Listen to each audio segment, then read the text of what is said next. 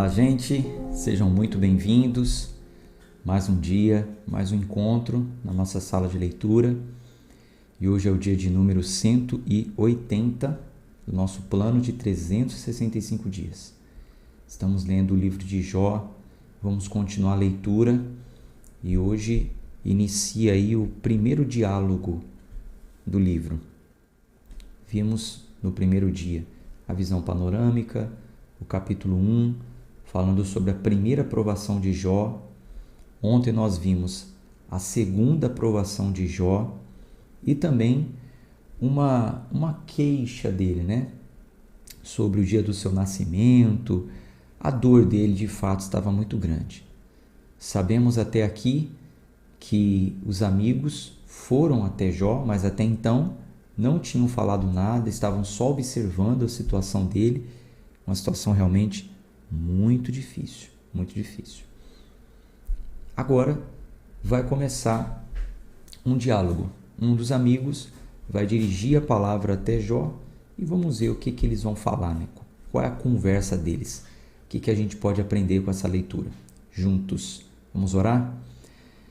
Senhor, obrigado por mais um encontro com este clube. Mais uma vez o Senhor nos dá graça para estarmos aqui reunidos. Te louvamos, te agradecemos, Senhor. Pedimos a Tua bênção, Tua direção, discernimento de espírito, entendimento, para que possamos ler os textos, entendermos e aplicarmos na nossa vida. Oramos sempre em nome de Jesus. Amém. Vou colocar aqui a Bíblia na tela.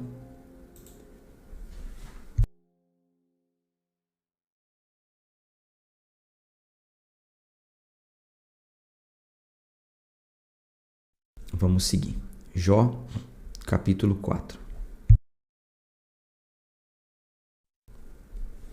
Então respondeu Elifaz, o temanita, e disse: Se nos propusermos a conversar contigo, te será enfadonho. Mas quem poderá conter as palavras? Eis que instruíste a muitos e fortaleceste a mãos fracas.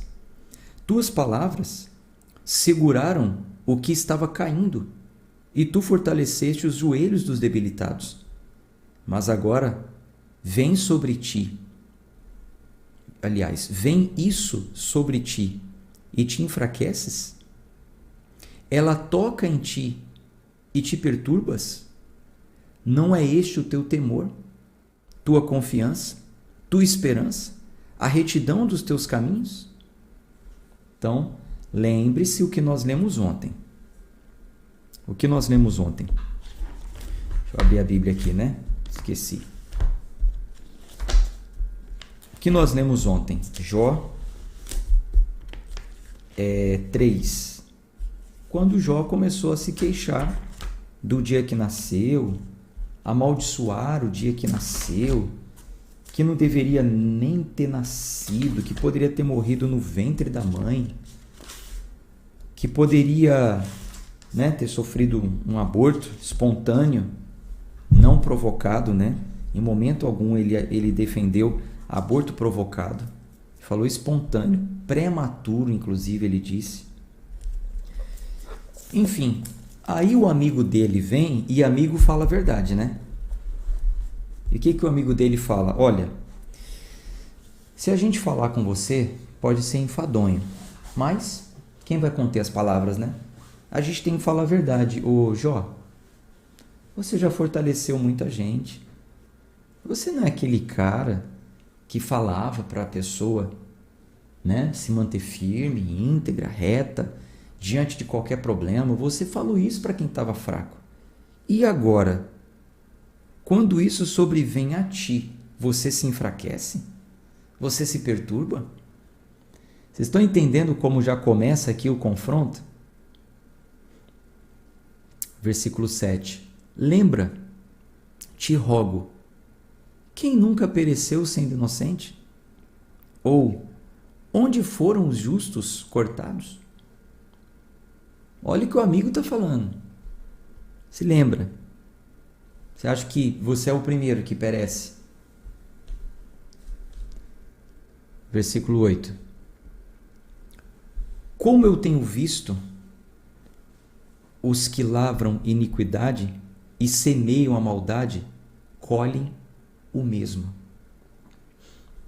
Então o amigo falou, como eu tenho visto os que lavram iniquidade e semeiam maldade, colhem iniquidade e maldade. Pelo sopro de Deus eles perecem, e pelo fôlego de suas narinas são consumidos. O rugido do leão e a voz do leão feroz e os dentes dos leãozinhos são quebrados. O leão velho perece por falta de presa, e os filhotes do leão robusto se dispersam. Trouxeram-me agora algo secretamente, e o meu ouvido recebeu um pouco. Em pensamentos de visões noturnas, quando o sono profundo cai sobre os homens, medo veio sobre mim, e tremendo, todos os meus ossos estremeceram. Veja, dê atenção aqui no começo dessa fala. Vou grifar para você ver aí. Em pensamentos de visões noturnas, quando o sono profundo cai sobre os homens. Ele está falando aqui sobre o quê? O texto é claro, né? Pensamentos de visões noturnas, ou seja, sonhos.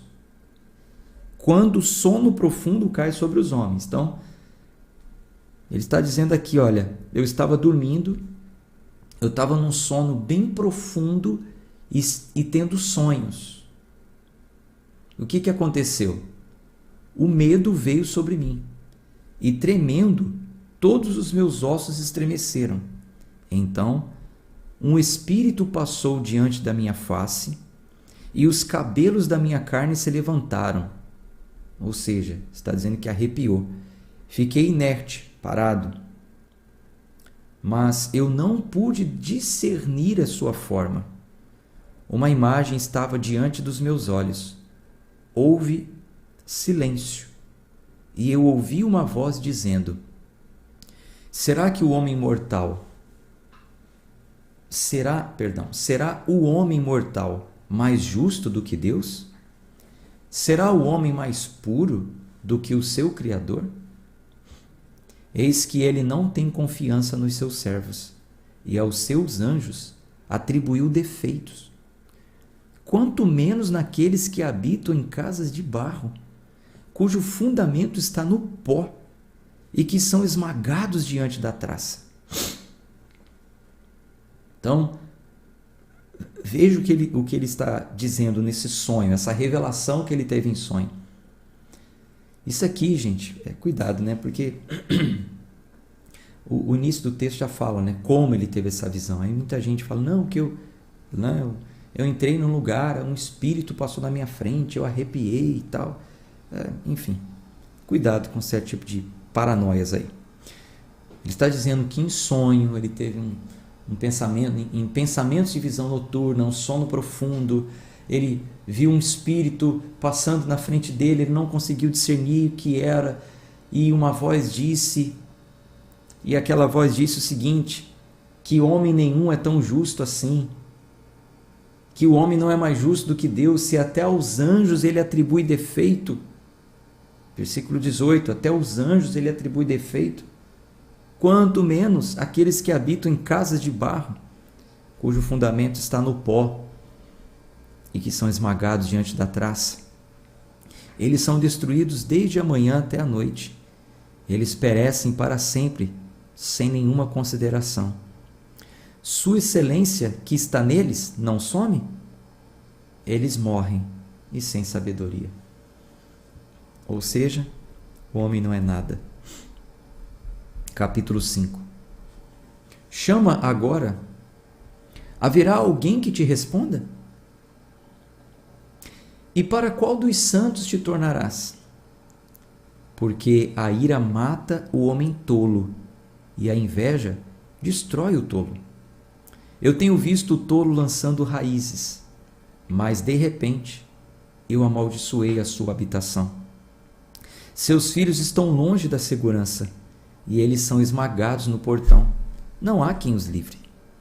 O faminto come a sua colheita, até dentre os espinhos a tira, e o ladrão engole a sua riqueza.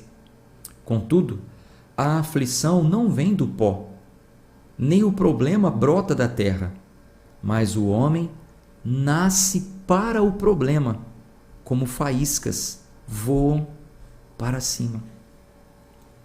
Gente, isso aqui é de uma profundidade, o livro de Jó é excelente. Olha o que ele está falando. Ao observar Jó diante daquela situação, ele disse: ô Jó,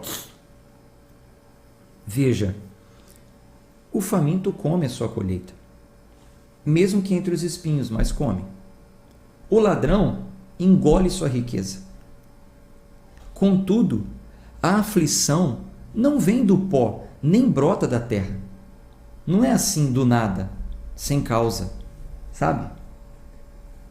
Mas o homem nasce para o problema, como as faíscas voam por cima. Quer dizer, nós já nascemos para o problema. Você é colocado em um mundo que antes de você nascer já existia, e este mundo ele já traz os problemas inerentes a esta vida. A coisa mais normal da vida é passarmos por problemas, é enfrentarmos situações, é o corpo desenvolver uma doença. É a coisa mais normal.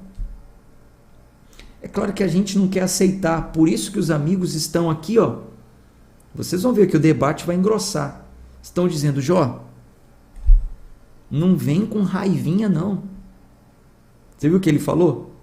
O tolo morre por causa da raiva. Não vem com raivinha não. Ah, amaldiçoa o dia que eu nasci. Calma, Jó. A gente já nasce para o problema.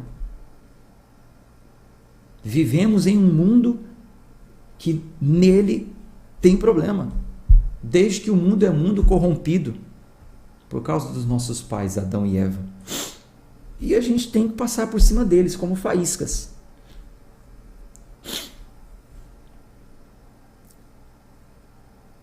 Versículo 8.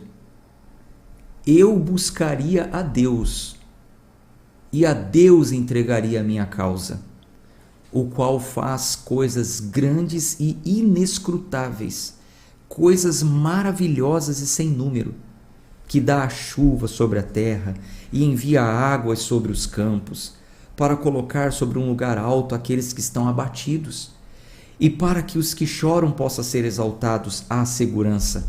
Ele frustra os planos dos astutos, para que as suas mãos não possam realizar sua iniciativa.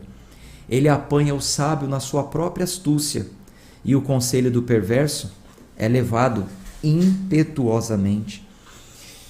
Eles se encontram com as trevas durante o dia e tateiam ao meio-dia como de noite. Mas ele salva o pobre da espada, da sua boca e da mão do poderoso. Assim, o pobre tem esperança e a iniquidade fecha sua boca. Eis que feliz é o homem a quem Deus corrige. Portanto, não despreze o castigo do Todo-Poderoso, porque ele faz a ferida e ele a cura. Ele fere e as suas mãos reconstitui. Estão vendo o que está acontecendo? Olha o amigo dele falando: ô Jó, eu no seu lugar buscaria a Deus, porque Deus é quem faz isso. E ele mesmo que impõe a ferida, mas ele também cura. E feliz é aquele que é corrigido por Deus. Se essa situação é permitida por Deus para te corrigir, para te colocar no pó, para fazer você reconhecer as suas misérias, sinta-se feliz. Difícil ter essa mente, né? Difícil atingir essa maturidade espiritual, né? Normalmente não queremos. Normalmente nos revoltamos, lutamos contra Deus. Eu já ouvi dizer por aí o seguinte, que você não pode aceitar, você tem que se revoltar. Não, você tem que se revoltar. Não aceite esse problema. Você tem que se revoltar e colocar Deus na parede. Um amigo verdadeiro, como o amigo de Jó, traz a pessoa para a realidade. Meu irmão, minha irmã, fica calmo. Todo mundo passa por problema. Não é só você. Só que é o seguinte, se o que você está passando aí é uma permissão de Deus, fique tranquilo. Ele mesmo põe, ele mesmo tira. Você só precisa ser aprovado. Eu, no seu lugar, buscaria Deus.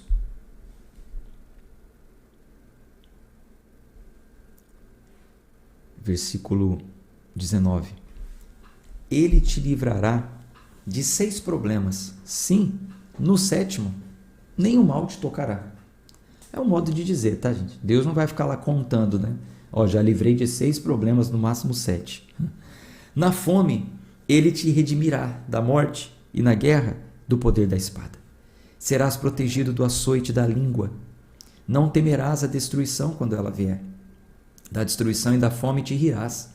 Não temerás os animais da terra, porque estarás unido às pedras do campo, e os animais do campo estarão em paz contigo. E tu saberás que teu tabernáculo estará em paz, e visitarás a tua habitação, e não pecarás. Também saberás que a tua semente será grandiosa, e a tua descendência como a grama da terra. Chegarás à tua sepultura na idade madura, assim como o feixe de trigo é colhido em sua estação. Eis que isto já examinamos, e assim é, ouve-o, e sabe isso para o teu bem. Capítulo 6.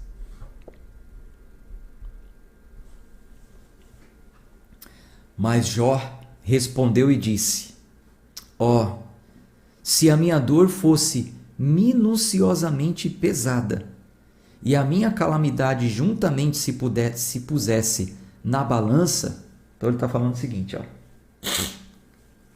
Veja que coisa. Pense em uma balança daquelas de pratos, sabe?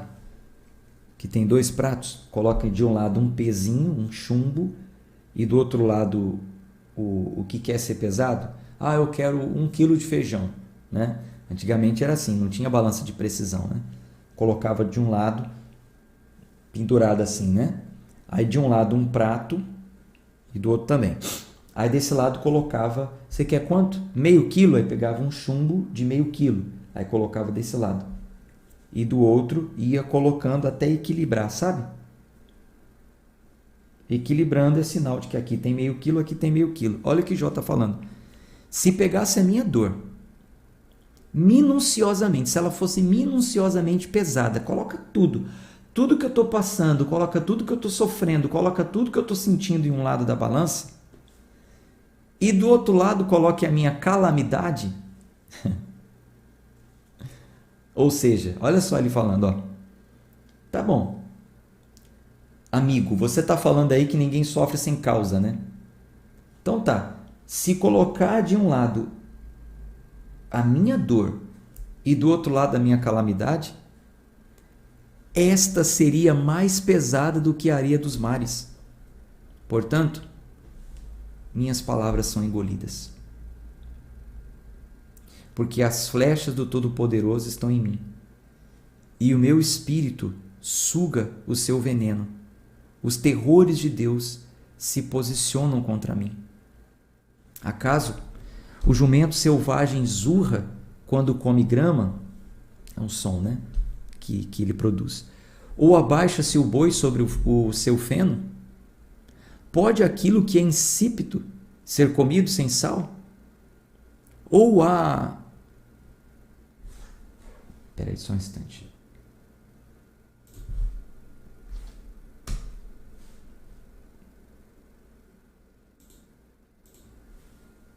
Tinha dado uma desconexão com a Bíblia aqui. Versículo 6. Pode aquilo que é insípido ser comido sem sal? Ou há algum gosto na clara do ovo? As coisas que a minha alma se recusou a tocar são como o meu alimento, nauseabundo. As coisas que a minha alma se recusou a tocar são como o meu alimento nauseabundo, que causa náuseas. Sabe aquele alimento que... Desculpa a expressão para você entender. Sabe? Então, as coisas que a minha alma se recusou a tocar são como meu alimento repugnante, causa náuseas. Se eu pudesse ter meu pedido, e se Deus me concedesse a coisa pela qual anseio, que satisfazes a Deus me destruir, que Ele soltasse a sua mão e me cortasse fora, então eu ainda teria consolo. Sim, eu me endureceria na dor. Que Ele não me poupe, porque eu não escondi as palavras daquele que é santo.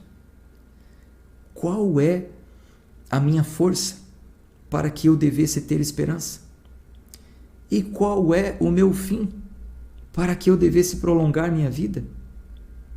É a minha força a força das pedras? Ou é a minha carne de bronze? Não está a minha ajuda em mim? Foi a sabedoria levada para longe de mim? Ao que está aflito, a compaixão deve ser mostrada por ser amigo, ainda que ele abandone o temor do Todo-Poderoso.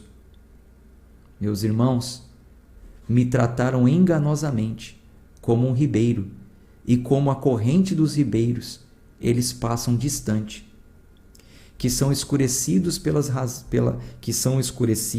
razão do gelo, e onde se esconde a neve. No tempo em que ficam quentes, desaparecem. Quando está quente, são consumidos de seu lugar. As veredas dos seus caminhos são desviadas. Eles vão ao nada e perecem. As tropas de Temá olharam, as companhias de Sebá esperaram por eles. Eles foram confundidos porque haviam tido esperança, e eles vieram de lá e foram envergonhados. Porque agora sois nada, vistes um terror e temeis. Disse eu, trazei a mim, ou da vossa subsistência, subornai ao meu favor? Ou livrai-me da mão do inimigo? Ou resgatai-me da mão do opressor? Ensinai-me, e eu reterei a minha língua, e fazei-me entender onde eu tenho errado. Quão convincentes são as palavras certas, mas o que a vossa argumentação reprova? Imaginai reprovar as palavras e os discursos de quem está desesperado, que são como o vento? Sim, oprimis o órfão e cavais uma cova para o seu amigo. Portanto, esteja satisfeito. Olhai para mim, porque vos é evidente se minto. Retornai-vos vos rogo, não haja iniquidade. Sim, retornai novamente. Minha justiça está nisso. Há iniquidade na minha língua? Não consegue o meu paladar distinguir coisas perversas? Então, não sei se você consegue perceber na leitura, como eu te disse, é uma leitura que você precisa avaliar, que você precisa analisar. Então, o amigo de Jó chega para ele e instala ele na realidade humana. O ser humano nasceu para sofrer. Jó, você não é tão perfeito assim. Jó, ninguém é mais justo do que Deus. Eu tive inclusive um sonho em que me foi falado isso. Problemas não brotam da terra, nós nascemos para o problema. Então, se eu fosse você, eu buscaria Deus. Não fique com raiva, porque o tolo morre por causa da raiva. E aí Jó começa a se defender. No texto que eu li para vocês agora, Jó começa a se defender, começa a falar o quão pesado, né, está, não é sem razão, vocês estão olhando para mim, vocês estão vendo, olhe para mim, veja a minha situação, vê se eu estou falando sem razão. Deixa eu ver mais algumas partes aqui para destacar para vocês. Aí ele fala assim, ensinai-me, e eu reterei a minha língua, e fazei-me entender onde eu tenho errado. Fala aí onde eu estou errando. Quão convincentes são as palavras certas. Mas o que a vossa argumentação reprova? Ele está falando para o amigo. Tudo bem, amigo. As palavras certas são convincentes, mas tá, o que você está reprovando? Olha para mim. Vai oprimir um órfão? Vai cavar uma cova para o seu amigo? Fique satisfeito só de olhar para mim. A situação é evidente. Olha, versículo 28. É evidente que eu não estou mentindo. Olha aqui como está a minha carne. Olha o que eu estou passando. Retornai, vos rogo. Não haja iniquidade. Sim, retornai novamente. Minha justiça está nisso. Estou sendo justo no que eu estou falando. Ou há iniquidade na minha língua? Coisa está pesada, o debate está pesado. Vamos para o 7. Jó capítulo 7. Aí ele continua dizendo assim: não há um tempo designado para o homem sobre a terra? Não são os seus dias como os dias do mercenário? Como um servo que seriamente deseja a sombra e como um mercenário que procura pela recompensa de seu trabalho? Assim me fazem possuir meses de vaidade e noites cansativas me são designadas. Quando me deito, eu digo: quando me levantarei? E a noite se irá? E estou farto de me revolver de um lado para o outro até amanhecer o dia. Minha carne está vestida de vermes e de torrões de pó. Minha pele está rachada e se tornou repugnante. Meus dias são mais rápidos do que a lançadeira do tecelão e passam-se sem esperança. Lembra-te de que a minha vida é um vento. Meu olho não verá mais o bem. O olho daquele que me vê não me verá mais. Teus olhos estão sobre mim, mas já não existirei. Assim como a nuvem é consumida e desaparece, assim aquele que desce à sepultura não volta mais. Quer dizer, ele já achava o seguinte: já estou condenado à morte, não adianta. Esquece, eu vou morrer. Ele não retornará mais à sua casa, nem o seu lugar o conhecerá mais. Portanto, eu não refrearei a minha boca. Falarei na angústia do meu espírito. Queixar-me-ei na amargura da minha alma. Sou eu um mar ou uma baleia para que tu ponhas vigilância sobre mim? Quando digo: consolar-me-á ao meu leito, meu divã aliviará a minha queixa? Então tu me assustas com sonhos e me aterrorizas através de visões, para que a minha alma escolha o estrangulamento e a morte ao invés da minha vida? Eu a detesto. Não viveria para sempre. Deixa-me sozinho, porque os meus dias são vaidade. O que é o homem para que devesses magnificá-lo e para que tu devesses colocar o teu coração nele? E para que devesses visitá-lo a cada manhã e testá-lo a cada momento? Por quanto tempo não te apartarás de mim, nem me deixarás sozinho, até que eu engula minha saliva? Eu pequei. O que te farei, ó preservador dos homens? Porque me colocaste como uma marca contra ti, para que eu seja um fardo para mim mesmo? E por que não perdoas a minha transgressão e tiras a minha iniquidade? Pois agora eu dormirei no pó, e tu me buscarás de manhã, mas não existirei. Ponto. A gente para por aqui. Amanhã a gente segue com a fala de um outro amigo. Agora quem vai falar é Bildade. Primeiro falou este amigo, foi o Eliafaz, né? Primeiro falou Eliafaz. Bom, Eliafaz na sua primeira fala, né? Fez de tudo para trazer Jó para uma realidade, compartilhou com ele sonhos, visões, realidade da vida, conhecimento. Jó ainda está muito ferido, muito machucado.